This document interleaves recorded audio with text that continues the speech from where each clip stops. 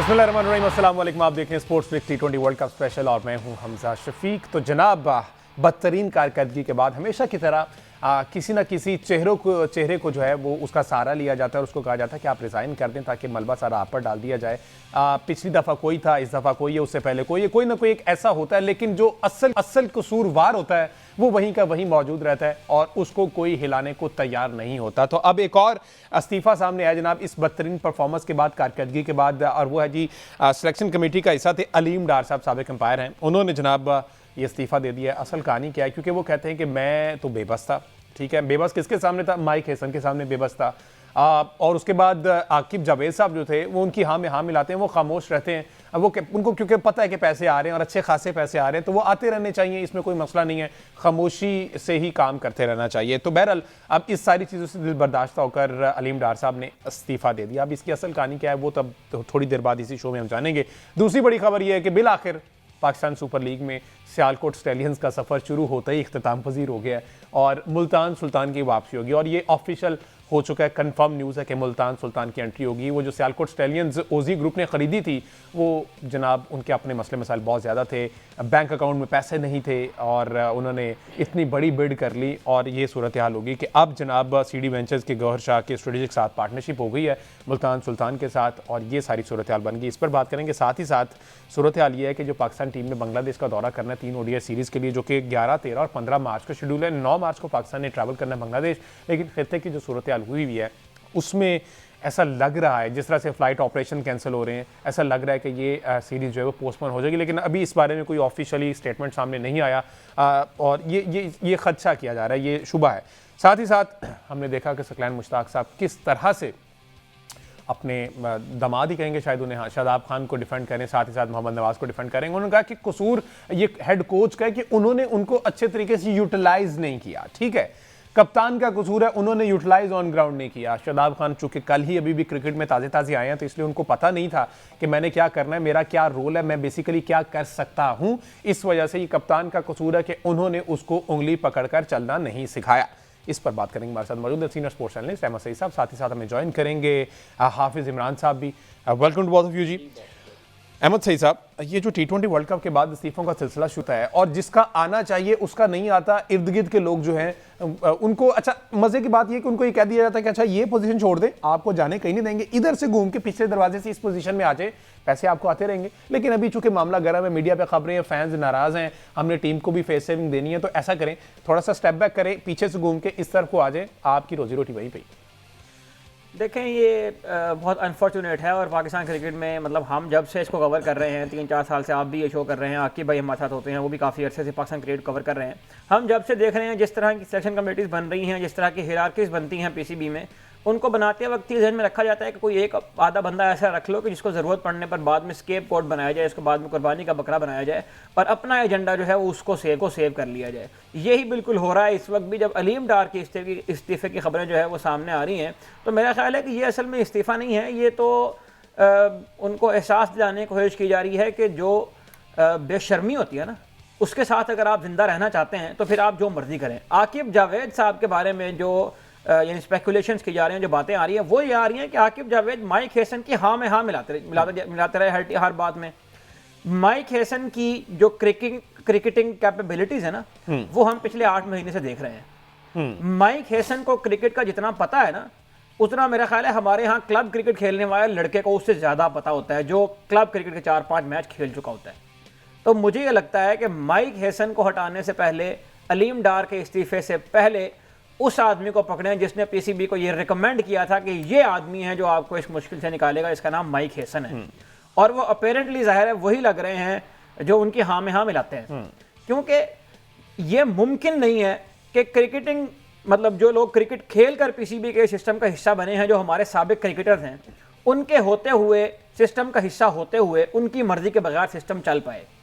इसीलिए उनको एक ऐसा कोच चाहिए था जिसको बहुत ज़्यादा क्रिकेट का नॉलेज बेशक ना हो, लेकिन वो उस एजेंडे के मुताबिक उनके साथ एडजस्ट होने में कंफर्टेबल हो। और उसके लिए माइक हैसन जो है वो एक बहुत शानदार कैंडिडेट थे, जिसके लिए उन्होंने रिकमेंड किया, क्योंकि खुद अगर ये सामने आया तो फिर लोगों ने कहना था कि हर चीज़ अपने पास रखी हुई है इन्होंने, खुद ये कोच बन जाते हैं, खुद ये सेलेक्टर बन जाते हैं। खुद ये सेलेक्टर होने से ये होता है कि आप मनमानी भी कर लेते हैं और आपका फेस सबके सामने भी नहीं आता।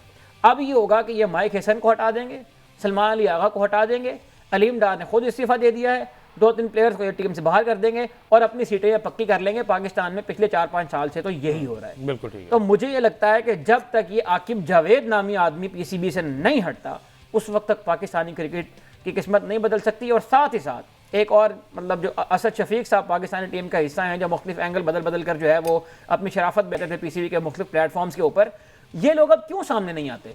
ये लोग अब क्यों आकर बात नहीं करते? ये लोग अब क्यों रिस्पॉन्सिबिलिटी नहीं लेते और क्यों नहीं बताते कि हाँ हमारे से गलती हो गई थी, हमने गलत टीम सेलेक्ट कर ली है, थोड़ा से बड़ेपन का मुजाहरा करें ना बाके। तो मुझे ये लगता है कि ये जो अलीम डार के इस्तीफे की खबर, माइक हसन के इस्तीफे की खबर, 50 लाख रुपए का जुर्माना कर देना, सलमान अली आगा को निकाल देना, ये 3-4 काम होकर दोबारा उन तमाम चेहरों को फेस सेविंग दी जा रही है, दोबारा उन तमाम चेहरों को जो है वो, और ये बांग्लादेश की जो आने वाली सीरीज है ना, ये इस बात को तय कर देगी। जब चलें लेट्स सी, इस पर बात करते हैं। हाफिज इमरान साहब ने भी ज्वाइन कर लिया। आप साहब बहुत शुक्रिया आपके वक्त। आप साहब अलीम डार क्या कहेंगे? बहुत देर की मेरे आते आते अब उन्होंने इस्तीफा दे दिया और बता दिया कि आकिब जावेद साहब हाँ में हाँ मिलाते हैं। माइक हसन जो है वो ऑल इन ऑल बने हुए हैं और वो कहते हैं कि जो मैं कहूँगा वही होगा। लेकिन खबरें ये होती थी कि माइक हसन को आकिब जावेद साहब टीम बनाकर दे देते हैं, आगे जाके अनाउंस उन्होंने करना होता है। ये मामला है क्या? कोई अंदरूनी कहानी की खबर आपको? बहुत शुक्रिया आपका। देखिए बात यह है कि जब आपने अलीम डार के इस्तीफे का जिक्र किया है तो उसमें एक ऐसा शख्स जो कि सारी ज़िंदगी एक प्रोफेशनल अंपायर की हैसियत से खिदमत अंजाम देते रहे, पहली बात यह कि उनका सिलेक्शन कमेटी में आना बनता नहीं था, वो गलत फैसला था। ठीक है। आगे हैं तो वो सारी ज़िंदगी उंगली खड़ी करते रहे अंपायर की, और अब उन्होंने हाथ खड़े कर दिए कि भाई जी मेरे सर पानी सर से गुजर चुके हैं और मैं इससे ज़्यादा नहीं कर सकता। तो जहाँ तक उसके लिए उन्होंने काफ़ी वक्त भी लिया है। देर क्या कर दी है जी, मेहरबान ने आते आते, ना तो कोई मेहरबान है और ना यहाँ पर कोई देर है, अपना अपना वक्त पूरा करते हैं और चले जाते हैं। तो जहाँ तक ताल्लुक इस चीज़ का है कि दीगर लोगों को जाना चाहिए, बताना तो उनको चाहिए कि किस वजह से, कि ये उस्मान खान की सिलेक्शन कैसे हुई है पाकिस्तान की टीम, कहाँ पर उसने क्रिकेट खेली है, उस्मान तारिक की कैसे सिलेक्शन हुई है पाकिस्तान टीम। ख्वाजा नाफी की 1000 रन नहीं है उसकी लिस्ट ए में फर्स्ट क्लास में, और जो T20 उसने पाकिस्तान के लिए जितने भी खेले नहीं, 1000 रन नहीं है उसका। तो 1000 रन जिसका नहीं है उसको आपने बाबर आजम के रिप्लेसमेंट के तौर पर शामिल किया टीम में। तो इस बद इंतजामी का, इस जुल्म का हिसाब कौन देगा, इस नाइंसाफी का हिसाब कौन देगा? ये क्रिकेट स्पेशलिस्ट का खेल है और आपने इसको बना दिया कि ये हर कोई खेल लेगा। नहीं हो सकता ऐसे। जो चिंची चलाता है वो हवाई जहाज नहीं उड़ा सकता। हवाई जहाज उड़ाने के लिए आपको पायलट की जरूरत पड़ती है। तो ये पाकिस्तान क्रिकेट का एक अफसोसनाक मंजरनामा है। लेकिन यहाँ पर क्या किया जा सकता है? यहाँ पर तो PSL का नए दौर का आगाज हो रहा है जी। टीमें 2-2 सवा 2-2 अरब रुपए में बिक रही हैं। वो एक ही काम के लिए 3-3 प्रेस कॉन्फ्रेंस कर रहे हैं। क्यों कर रहे हैं? इसलिए कर रहे हैं कि पाकिस्तान की टीम हारी है वर्ल्ड कप में। लोग ये जानना चाहते हैं कि पाकिस्तान की टीम की नाकामियों का जिम्मेदार कौन है, किसके गलत फैसलों की वजह से पाकिस्तान क्रिकेट आज इस सतह पर पहुंची है कि 2023 से अब तक पाकिस्तान 17 मैचेस खेला है दुनिया की बड़ी टीमों के खिलाफ और सिर्फ एक जीता है। ये राशिद लतीफ साहब ने एक्स पर लिखा है 2 दिन पहले, एक दिन मेरा ख्याल। तो 17 में से एक मैच आप 2023 से अब तक जीते हैं। और ये माइक हसन जो लाया है माइक हसन को, उससे पूछे ना आपने कौन सी ऐसी कोचिंग का फलसफा उसका पढ़ा था कि सर डॉन ब्रैडमैन ने सीखी है माइक हसन से क्रिकेट, तो उसको ले आए पाकिस्तान की क्रिकेट और वो करेगा ठीक। आप निकी आर्थर को लाए, आपने उसको घर भिजवा दिया। आप गैरी क्रिस्टन को लाए, आपने जैसन वेस्की को लाया, आपने उसको घर भिजवा दिया। अब आप माइक हसन को लाए, आप ये खबरें जी उसको घर भेज दिया जाएगा। तो इसका मतलब ये कि ये सारे नाकाम कोच थे पाकिस्तान के, है ना। तो जो इनको ला रहे थे वो कामयाब है, उनको पकड़े ना जो ये फैसले करते हैं। अच्छा है कि अगर कोई एक गड़ा खोदेगा तो गड़ा खोदने वालों को पकड़ेंगे या अंधेरे में। आप सब क्या लगता है आपको, ये जो फैसले पीछे बैठ के कर रहा है ये कोई क्रिकेटिंग पर्सनैलिटी है या फिर जो डिप्लॉयमेंट हुई हुई है PCB में अलग से ये वो फैसले करते हैं? देखें अभी जो फैसले कर रहे हैं पीछे बैठ के तो वही है ना जो सामने नजर आते हैं। जैसे सलमान नसीर साहब है, ये भी PCB का हिस्सा है ना। आकिब जावेद है, PCB का हिस्सा है। जो डायरेक्टर मुख्तलिफ शोबों के हैं, जो डायरेक्टर डोमेस्टिक है वो भी PCB का हिस्सा है। जो उसका GM है वो भी PCB का हिस्सा है। जो सिलेक्शन कमेटी है वो भी PCB का हिस्सा है। तो ये सारे मिल मिला के फैसले करते हैं। ऐसा तो नहीं है ना कि फजल महमूद साहब आ गए हैं और उन्होंने फैसले कर दिए हैं। ये AH कारदार साहब ने जन्नत से कोई पैगाम भेजा इनको कि ये काम करने, उनके ऊपर तो नहीं डाला जा सकता। बिल्कुल। जो लोग ये कर रहे हैं इन्हीं की जिम्मेदारी है ना, यही कर रहे हैं। ठीक है, सैयद सुमैर साहब जो PCB के CEO हैं वो कर रहे हैं ना। तो ये तो जुर्मानों वाली बात ऐसे लगती है कि जैसे कुछ तजावजात का जिली इंतजामिया का फैसला है कि उठा दी जाए और जुर्माने लगा दिए जाए, दुकानें सील कर दी जाए। फिर क्रिकेट हो रही है यार, क्या हो रहा है? तमाशा क्या है? 50 लाख रुपए जुर्माना साहिबजादा फरहान भरेगा 2 सेंचुरियां करने का, फखर जमान 50 का जुर्माना भरेगा, नसीम शाह एक मैच खेलने का जुर्माना भरेगा, अबरार अहमद आउट करने का जुर्माना भरेगा। तो अगर उनको जुर्माने करने हैं तो फिर इनकी तो जमानतें जब्त हो जानी चाहिए। ये जो इनको इनके बारे में फैसले कर रहे थे। जो उस्मान खान को लाया उसका कोई जुर्माना नहीं, जो उस्मान तारिक को खिला रहा है उसका कोई जुर्माना नहीं, जो ख्वाजा नाफे को खिला रहा है बगैर किसी फर्स्ट क्लास क्रिकेट के उसके ऊपर कोई जुर्माना नहीं है। तो ये रीसेट बटन दबाने की जरूरत है। ये अगर ऐसे ही चलता रहा ना तो देखें वो वक्त दूर नहीं है कि जब आप क्वालिफाइंग राउंड खेला करेंगे। आपको अभी लग रहा है ना, अभी तो PSL का नवा दौर शुरू हो रहा है जी, ये सब चीजें अरबों रुपए आ रहे हैं और अरबों रुपए वो लोग इन्वेस्ट कर रहे हैं पाकिस्तान की क्रिकेट पर।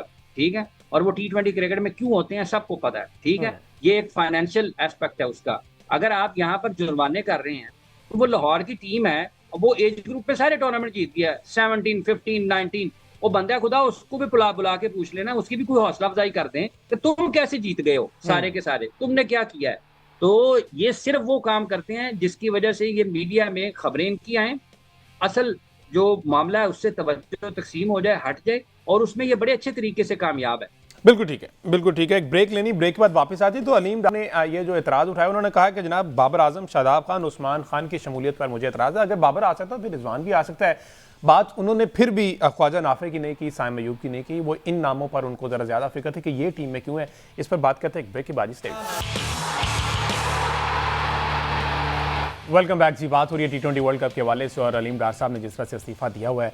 हाफिज़ इमरान साहब हमारे साथ मौजूद हैं। आप साहब, ये जो अलीम डार साहब ने कुछ स्टेटमेंट दी है उसमें सबसे पहले उन्होंने कहा है कि रिजवान को नंबर 6 पर खिलाने की तजवीज़ मैंने दी थी, अगर बाबर आ सकते हैं तो रिजवान भी आ सकते हैं। उन्होंने कहा कि जनाब मैं बाबर, शादाब और उस्मान खान की शमूलियत पर मुझे एतराज़ था, जिसकी वजह से मैंने बहुत कोशिश की लेकिन मेरी सुनी अनसुनी कर दी गई। तो ख्वाजा नाफे के हक़ में तो शायद वो भी थे, उसके बाद साइम अयूब के हक़ में वो भी थे, और दीगर जितने भी लोग शामिल हुए उनके हक़ में वो भी थे। उनको मसला बाबर आजम से था। तो आप समझते हैं कि ये सही उस टाइम पे ये फैसला होता अगर इनको कंसीडर किया जाता? देखें, ये अगर और मगर की बातें हैं ना, लेकिन जो भी उनकी राय है इस मामले में कि उनकी बात नहीं मानी गई, तो ठीक है, उन्होंने अगर मुस्ताफी होने का फैसला कर लिया तो ठीक है। जब आपकी बात नहीं मानी जाती तो आपको करना चाहिए। और अब वर्ल्ड कप के बाद भी कोई जवाब रहता नहीं है ना, आपके पास एक असाइनमेंट होती है, अगर आप उसको मुकम्मल करने में या आपको एक जिम्मेदारी दी जाती है, आप उसको निभाने में कामयाब नहीं होते तो फिर आपको बदलना पड़ता है, जाना पड़ता है। दुनिया में ऐसे ही होता है। एक मैच हारा इंडिया साउथ अफ्रीका से, और आपने वहां पर रद्द अमल देखा है उनके मीडिया की तरफ से और उनके लोगों की तरफ से, और फिर वापस लेके आए हैं वो अक्षर पटेल को। एशिया सीरीज में इंग्लैंड हारा ऑस्ट्रेलिया के खिलाफ, आपने सुना कि वहां पर क्या बातें हुई हैं ब्रेंडन मैकलम के बारे में, और उसके साथ साथ उनके कप्तान बेन स्टोक्स वो कप्तान है, वो खिलाड़ी है जिसने 2 वर्ल्ड कप जितवाने में बड़ा किरदार अदा किया इंग्लैंड को। और जेफ बैकवर्ट ने कहा कि इसके बाद इसके साथ बातचीत करें, अगर ये नहीं सुनता तो फिर इसको भी घर भेजें। तो जब आप जिम्मेदारी नहीं निभाते हैं तो फिर आपको घर जाना पड़ता है, और ये एहतसाब होना चाहिए। और ये सिर्फ लेकिन मैं यहाँ पर मैं आपकी जहाँ से एक क्वेश्चन यहाँ पर ऐड कर दूँ।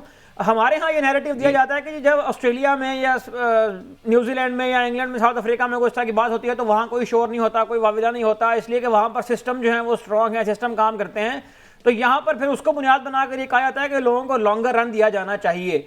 तो वो लोग जो लॉन्गर रन मांग रहे हैं और काफ़ी अरसे से PCB के अंदर बैठे हुए हैं, वो खुद सामने आकर अब क्यों नहीं बात कर रहे इस टॉपिक के ऊपर?